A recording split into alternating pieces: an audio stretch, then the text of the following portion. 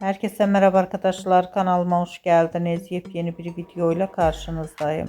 Arkadaşlar, bugünkü videomuzda Eşref Rüya dizisinin başrol oyuncuları Çağatay Ulusoy ve Demet Özdemir'den yepyeni görüntüler geldi.